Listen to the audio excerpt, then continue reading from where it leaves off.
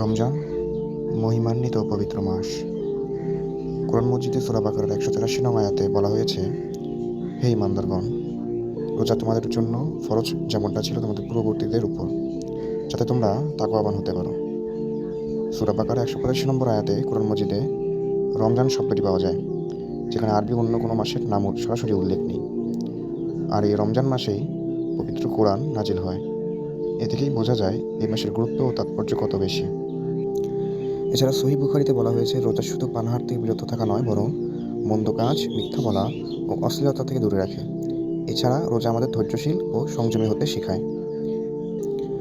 এখন আসি, রোজা কি আমাদের জন্য শুধুই ইবাদত নাকি শরীরের জন্য বড় নিয়ামত? চিকিৎসক ডাক্তার আর ক্যামফোর্ড তার একটি প্রবন্ধে বলেন, রোজা হজম শক্তিকে বিশ্রাম দেয় এবং শরীরকে স্বাভাবিক হতে সাহায্য করে। আরেক চিকিৎসক ডাক্তার বেনকিন জানান, নিয়মিত রোজা রাখলে উচ্চ রক্তচাপ, হাঁপানি, চামড়ার সমস্যা, দীর্ঘদিনের মাথা ব্যথা ও পেটের বিভিন্ন সমস্যায় সাহায্য পাওয়া যায়। রোজার সময় শরীর নিজেকে ঠিক করার সুযোগ পায়, ক্ষতিগ্রস্ত অংশগুলো সেরে ওঠে এবং ভেতরের অস্বস্তি কমে মানসিক প্রশান্তি দেয়। রাসূল সাল্লাল্লাহু আলাইহি সাল্লাম বলেছেন, রোজা হলো ঢাল শুরু। সহিহ বুখারী, সহিহ মুসলিম। এই রমজান শব্দটি আরবি রমদ মূল ধাতু, যার অর্থ পোড়ানো বা জ্বালানো থেকে উৎপত্তি। আর রোজা শরীরে জমে থাকা চর্বিকে পুড়িয়ে এবং বিষাক্ত পদার্থকে বের করে দিয়ে মানুষকে অনেক রোগ থেকে রক্ষা করে।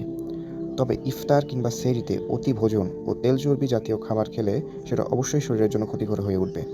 পরিশেষে আমরা এই রমজানের রোজাকে ৩টা মেইন শব্দ দিয়ে ডিফাইন করতে পারি: ইবাদত, সুস্থতা ও আত্মসংযমের শিক্ষা।